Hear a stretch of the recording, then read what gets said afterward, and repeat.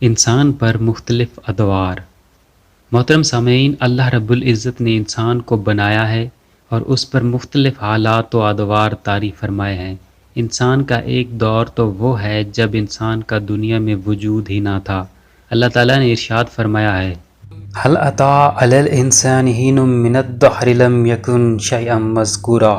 کیا انسان پر ایک زمانہ ایسا نہیں گزرا جس میں یہ قابل ذکر ہی نہیں تھا؟ کائنات میں اس انسان کا وجود ہی نہ تھا، پھر اس کا وجود اللہ تبارک و تعالیٰ نے غذاؤں کی شکل میں پیدا فرمایا، پھر غذاؤں سے عناصر اربع سے جڑتے جڑتے بنتے بنتے وہ مادہ جس سے انسان بنتا ہے مرد کی پشت میں تیار ہوا، پھر وہاں سے رحم مادر میں منتقل ہوا۔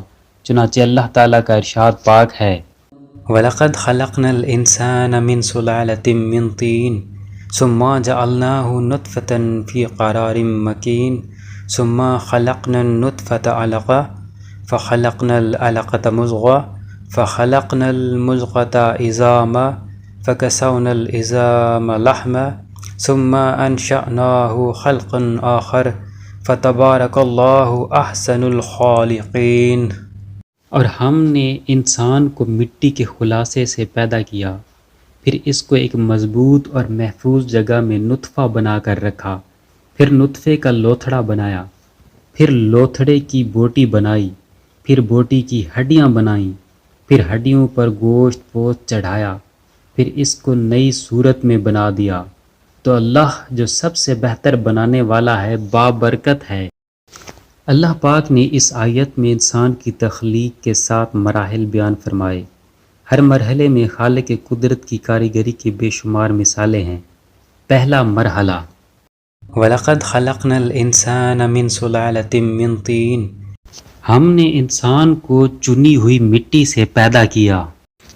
چونکہ مٹی سے انسان کی تمام غذائیں پیدا ہوتی ہیں اور پھر یہ غذائیں انسانی جسم کا جزو بن جاتی ہیں، اس لیے فرمایا کہ ہم نے انسان کو مٹی سے پیدا کیا، پھر اسی جز سے نطفہ یعنی پانی کا قطرہ تیار کیا گیا۔ دوسرا مرحلہ، ثُمَّ جَعَلْنَاهُ نُطْفَةً فِي قَرَارٍ مَّكِينٍ۔ پھر ہم نے اسے ٹپکی ہوئی بوند کی شکل میں ایک محفوظ جگہ پر رکھا۔ تیسرا مرحلہ، ثُمَّ خَلَقْنَا النُّطْفَةَ عَلَقَةً۔ اس کے بعد خون کا لوتھڑا بنا دیا۔ چوتھا مرحلہ، فَخَلَقْنَا الْعَلَقَةَ مُضْغَةً۔ پھر اس لوتھڑے کو گوشت کی بوٹی بنا دیا۔ پانچواں مرحلہ، فَخَلَقْنَا الْمُضْغَةَ عِظَامًا۔ پھر اس لوتھڑے کے بعض اجزاء کو ہڈیوں میں تبدیل کر دیا۔ چھٹا مرحلہ، فَكَسَوْنَا الْعِظَامَ لَحْمًا۔ پھر ان ہڈیوں پر گوشت کو چڑھایا۔ ساتواں مرحلہ، ثُمَّ أَنشَأْنَاهُ خَلْقًا آخَرَ۔ پھر اس کی تخلیق کی تکمیل ہوئی، اس میں روح کو پھونک دیا۔ زندگی کا ابتدائی دور، پھر وہاں سے گزرتے گزرتے جب دنیا کے پیٹ میں آیا تو کیفیت کیا تھی؟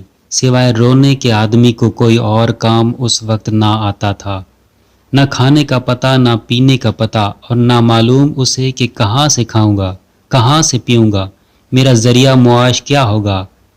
وہ اپنی تمام ضروریات کو رونے سے پوری کرتا ہے۔ بھوک لگتی ہے تو روتا ہے، پیاس لگتی ہے تو روتا ہے، گرمی لگتی ہے تو روتا ہے، سردی لگتی ہے تو روتا ہے۔ رو رو کر اپنی تمام ضروریات کو پورا کرتا ہے، اپنے مسائل کو حل کرواتا ہے۔ ماں اس کو روتا دیکھ کر تڑپ جاتی ہے، پریشان ہو جاتی ہے، رونے لگتی ہے، اپنی نیندیں قربان کر دیتی ہے بچے کے لیے، اور اس بچے کی خوراک کا، اس بچے کے لباس کا، اس بچے کی ضروریات زندگی کا بندوبست کرتی ہے۔ یہ دور بھی اور یہ زمانہ بھی گزرتا گیا۔ جوانی کا دور، انسان جوانی میں آتا ہے تو پھر آدمی کی حالت ہی بدل جاتی ہے۔ نبی اکرم صلی اللہ علیہ وآلہ وسلم کا فرمان ہے، یہ جوانی جنون کا ایک حصہ ہوتا ہے۔ جوانی کے زمانے میں انسان دیوانہ ہوتا ہے۔ جوانی کے زمانے میں انسان جس کام میں لگ جاتا ہے، اپنی صلاحیتیں اس کام میں لگانا شروع کر دیتا ہے، اپنی جوانی کی تمام تر توجہ کو اس کام میں قربان کر دیتا ہے۔ صحیح ماحول مل جائے تو جوانی کی صلاحیتیں خیر کے کاموں میں لگ جاتی ہیں، اور اگر صحیح ماحول نہ مل سکا تو ساری صلاحیتیں اور قوتیں باطل پر خرچ ہو جاتی ہیں۔ پھر بار بار سمجھاؤ بھی لیکن کسی کی بات سننے کے لیے تیار نہیں ہوتا، کسی کی بات برداشت نہیں کرتا، اپنی منشا کے خلاف اور اپنی مرضی کے خلاف کسی کی بات آ جائے تو ماننے کے لیے تیار نہیں ہوتا۔ سورہ یوسف میں اللہ رب العزت نے حضرت یوسف علیہ السلام کے واقعہ کا ذکر فرمایا ہے کہ جب یوسف علیہ السلام کے متعلق برادران یوسف علیہ السلام کا مشورہ ہوا کہ ابا جان یوسف سے بہت محبت کرتے ہیں، وہ محبت، وہ پیار، وہ شفقت ہم سے نہیں ہے، تو کہنے لگے لگ رہا ہے ہمارے ابا جان بے راہ روی کا شکار ہیں۔ جوانی میں آدمی باپ کو بھی پاگل سمجھ رہا ہوتا ہے، باپ کو بھی دیوانہ سمجھ رہا ہوتا ہے، اس لیے کہ اس میں جوانی کا جنون ہوتا ہے۔ عمر کے ہر حصے میں اعتدال مطلوب ہے۔ نبی پاک صلی اللہ علیہ وآلہ وسلم نے اس جوانی کے زمانے میں ہمیں اعتدال سکھایا ہے، بڑھاپے کے زمانے میں ہمیں اعتدال سکھایا ہے۔ حالانکہ آپ جانتے ہیں جب جوانی ڈھل جاتی ہے تو اب بڑھاپا آتا ہے، آدمی کے اعضاء کمزور ہو جاتے ہیں، دیکھنا بھی کمزور ہو جاتا ہے، سننا بھی کمزور ہو جاتا ہے، ٹانگوں میں طاقت و قوت نہیں ہوتی ہے، کمزوری ہی کمزوری ہوتی ہے۔ اور بقول ایک حکیم کے، ان کے پاس ایک بڑے میاں گئے علاج کروانے کے لیے، کہنے لگے حکیم صاحب یہاں درد ہے۔ حکیم نے کہا بڑھاپا ہے۔ بوڑھے نے کہا سر میں درد ہے، کہا بڑھاپا ہے۔ آنکھیں کام نہیں کر رہی، کہا بڑھاپا ہے۔ بڑے میاں کو غصہ آ گیا تو انہوں نے گالی دے دی اور کہا ایک ہی بات کی رٹ لگا رکھی ہے، بڑھاپا ہے بڑھاپا ہے، بہت ڈانٹا۔ حکیم صاحب نے کہا یہ بھی بڑھاپا ہے، یقیناً جب انسان پر بڑھاپا طاری ہوتا ہے تو یہی کیفیت ہوتی ہے۔ بڑھاپے کی قدر، اللہ نے ہمیں ایسا دین دیا ہے جس دین میں بڑھاپے کی بھی قدر کی گئی ہے۔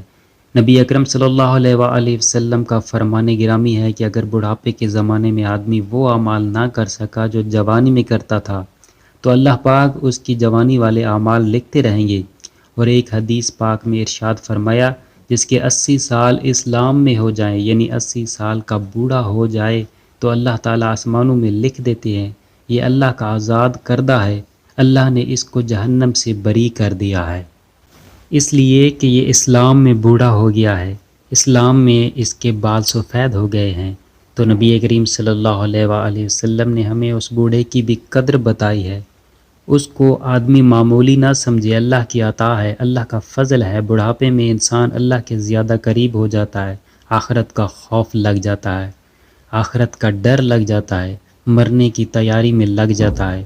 بہت بڑی سعادت کی بات ہے کہ انسان کو بڑھاپے میں آخرت کا ڈر نصیب ہو جائے، درد نصیب ہو جائے، آخرت کا غم پیدا ہو جائے، قبر کا غم پیدا ہو جائے، یہ بھی بہت بڑی سعادت ہے۔